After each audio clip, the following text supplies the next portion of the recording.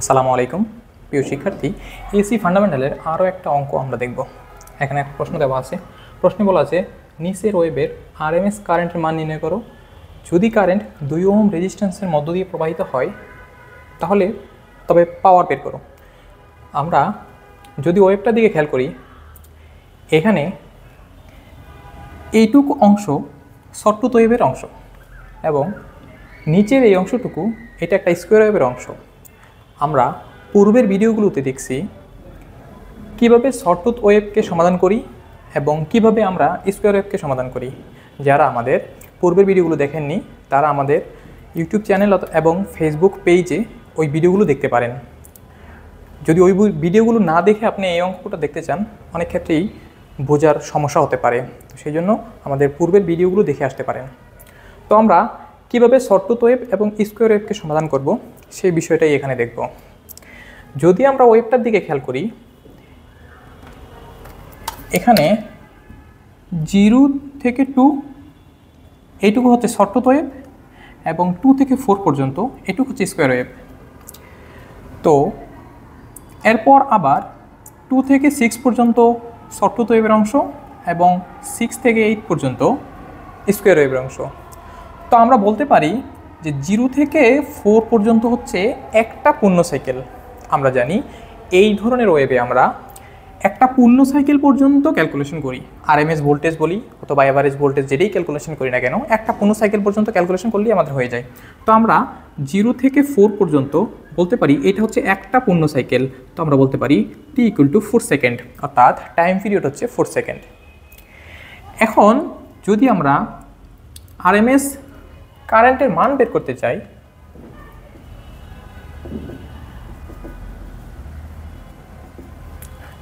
আমাদের দুইটা জিনিস লাগবে। এই ইকুয়েশনটা ঢাল লাগবে এবং এখানে এটার হাইট বা এটার ডিস্টেন্স অথবা ভোল্টেজের অ্যামপ্লিটিউড লাগবে। তো যদি আমরা এইটার ঢাল নির্ণয় করি, অর্থাৎ এই সরলরেখাটার ঢাল নির্ণয় করি, এটা 0 0 বিন্দু, তো আমরা বলতে পারি এটাকে 0,0 বিন্দু এইটা, এবং এইটা হচ্ছে এখানে এক্স অক্ষের দিকে 2 এবং ওয়াই অক্ষের দিকে 10, অর্থাৎ 2,10 বিন্দু। তাহলে 2,10 বিন্দু ঢাল আমরা নির্ণয় করতে পারি কুটিদ্বয়ের অন্তর বাই ভুজদ্বয়ের অন্তর। আমরা লিখতে পারি 10 - 0 এবং ভুজদ্বয়ের অন্তর হচ্ছে 2 - 0 এবং অপর পাশে লিখতে পারি, যেহেতু আমাদের কুটি হচ্ছে এখানে কারেন্ট অর্থাৎ I - 0 এবং আমাদের এক্স অক্ষের দিকে আছে t - 0, অর্থাৎ ঢাল নির্ণয়ের যে সূত্র আছে সেটা থেকে আমরা এটা লিখতে পারি। তো এইখানে যেটা থাকে সেটা হচ্ছে আসলে সরাসরি যদি বলি 5 থাকে এবং এখানে যেটা থাকে সেটা হচ্ছে I/t, টিটাকে যদি এখানে গুণ করে দিই তাহলে I = দাঁড়ায় 5t। তাহলে আমরা এই 0 থেকে 2 অংশ পর্যন্ত, 0 সেকেন্ড থেকে 2 সেকেন্ড পর্যন্ত এটুকুর জন্য আমাদের যে ঢাল পেয়ে গেছি, তাহলে আমরা লিখতে পারি I সময়ের সাথে পরিবর্তিত, অর্থাৎ এই অংশটুকু অর্থাৎ 0 থেকে 2 এইটুকুর মধ্যে কারেন্টের মান হচ্ছে 5t। আমরা এটাকে লিখতে পারি 0 থেকে t হচ্ছে 2 পর্যন্ত, এবং অন্য একটা আছে সেটা 2 থেকে 4 পর্যন্ত আছে হচ্ছে -10 এম্পিয়ার। তাহলে লিখতে পারি -10 = এটা হচ্ছে 2 থেকে 4 পর্যন্ত। তো আমরা লিমিটটা লিখে নিলাম যে এই 5t এটা আছে হচ্ছে 0 থেকে 2 পর্যন্ত এবং -10 আছে এটা হচ্ছে 2 থেকে 4 পর্যন্ত।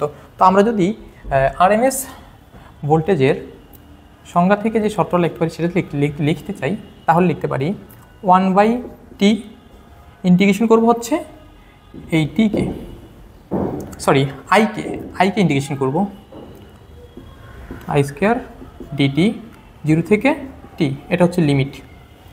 তো এখানে আইকে আমরা দুইটা ভাগে ভাগ করতে পারি, একটা হচ্ছে 0 থেকে 2 পর্যন্ত, 2 থেকে 4 পর্যন্ত। তো আমরা যদি এখানে লিখি, যদি আমরা আয়ের মানগুলো বসাই, এটা একটা আয়ের মান এবং এটাও একটা আয়ের মান, আয়ের দুইটা মান পাওয়া গেছে। 1/5 এটা 4, 1/4, যেহেতু দুইটা মান লাগবে একটু ব্রেকেট নিয়ে নিলাম, একটা হচ্ছে 0 থেকে 2 পর্যন্ত, সেখানে মানটা হচ্ছে আসলে 5t স্কোয়ার ডিটি, অর্থাৎ প্রথম অংশটুকুর কাজ শেষ। এবং দ্বিতীয় অংশটুকু হচ্ছে -10, ইন্টিগ্রেশন -10 তার উপরে হোল স্কোয়ার, এটা হচ্ছে 2 থেকে 4 পর্যন্ত ডিটি সাপেক্ষে ইন্টিগ্রেশন করব। এখানে সেকেন্ড ব্র্যাকেট দিতে হবে,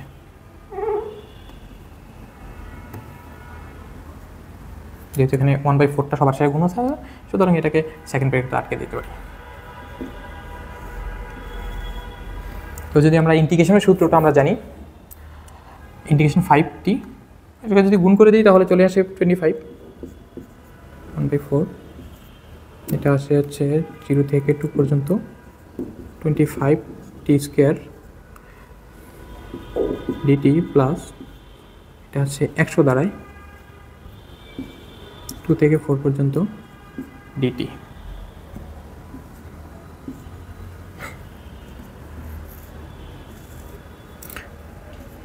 তাহলে যদি আমরা ইন্টিগ্রেশন সূত্র ইউজ করি, এইটা এখানে যেটা দাঁড়ায় সেটা হচ্ছে 25t⁻3। আমরা জানি ইন্টিগ্রেশনের সেই সূত্রটা আমরা ইউজ করি এখানে, সেটা হচ্ছে ইন্টিগ্রেশন ডিটি। তো এটা ইন্টিগ্রেশন x⁴n এর সূত্র। এটা সমান আমরা জানি x⁴n এর প্লাস, অর্থাৎ n এর পাওয়ার 1 বেড়ে যায় এবং এই সম্পূর্ণ পাওয়ারটা আবার নিচে ভাগ আকারে আসে +1। তো এইখানে n এর পাওয়ার ছিল 2, t এর পাওয়ার ছিল 2 এর সাথে 1 যোগ হয়ে গেছে 3, এবং এই 3 দিয়ে এখানে ভাগ হবে। এইটা হচ্ছে আমাদের প্রথম অংশটুকু, যার লিমিট হচ্ছে 0 থেকে 2 পর্যন্ত প্লাস এইটাকে যদি করি, এটাও সেম, এখানে কোনো টি নাই, তার মানে টি এর পাওয়ার আছে 0, তাহলে একটা পাওয়ার বেড়ে যাবে, তাহলে এটা দাঁড়াবে হচ্ছে 100t, যার লিমিট হবে 2 থেকে 4 পর্যন্ত। এখন যদি আমরা এটাকে লিখি 1/4, এখানে টি এর মান একবার বসবে হচ্ছে 2, আরেকবার বিয়োগ, আরেকবার বসবে 0। তো যদি এখানে আমরা একবারই লিখে দিই 25 × 2⁻³ বিয়োগ, দেখেন এখানে টি এর মান বসবে 0, টি এর মান যদি 0 বসে, 0কে কিউব করলে যেটা আসে যদি বসাই দেই, যদিও এর মান 0 আসবে, 25 গুণন 0⁻³ এটা হচ্ছে এটুকু শেষ, প্লাস যদি বাকি শুরু করি, এখানে 100 গুণন হচ্ছে 4 বিয়োগ 100 গুণন 2, আমি এটাকে যদি সেকেন্ড ব্র্যাকেটে আটকে দিই,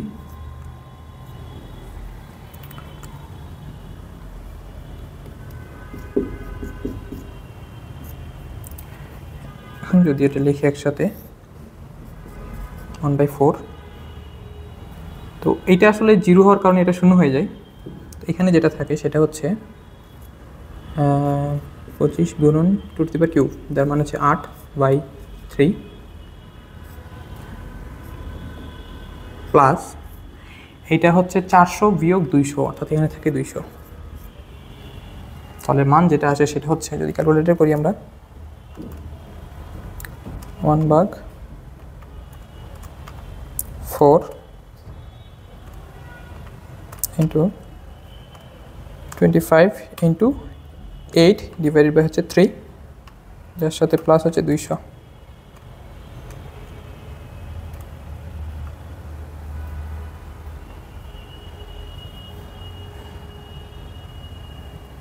যার মান আসে দাঁড়ায় 8.164 অ্যাম্পিয়ার। যেহেতু একটা কারেন্টের আরএমএস মান, সুতরাং এটা হবে অ্যাম্পিয়ার। এবং প্রশ্নে বলছে এই কারেন্ট, যদি কারেন্ট 2 ওহম রেজিস্ট্যান্সের ভিতরে প্রবাহিত হয়, তাহলে এর মধ্যে তো প্রবাহিত হয়, তাহলে পাওয়ার বের করো। তো আমরা পাওয়ারের সূত্র জানি, এটা × R, তাহলে এখানে লিখতে পারি 8.164 কারেন্টের উপর স্কোয়ার ইন্টু রেজিস্ট্যান্স হচ্ছে 2 ওহম, তাহলে এটাকে যদি বানি স্কোয়ার × 2, যার মান আসে 133.33 এত ওয়াট। অর্থাৎ এটা একটা অ্যান্সার, এটা একটা অ্যান্সার। এই প্রশ্নে আমাদের চাইছে এই ওয়েভের আরএমএস কারেন্টের মান, এবং আরএমএস কারেন্টটা যদি 2 ওহম রেজিস্ট্যান্সের ভিতরে প্রবাহিত হয় তাহলে পাওয়ার কত। তো এই হচ্ছে সেই আরএমএস কারেন্ট, I² আর সূত্র দিয়ে আমরা পাওয়ার বের করতে পারি। আশা করি অঙ্কটা সবাই বুঝতে পারছেন। সবাইকে অসংখ্য ধন্যবাদ। আসসালামু আলাইকুম।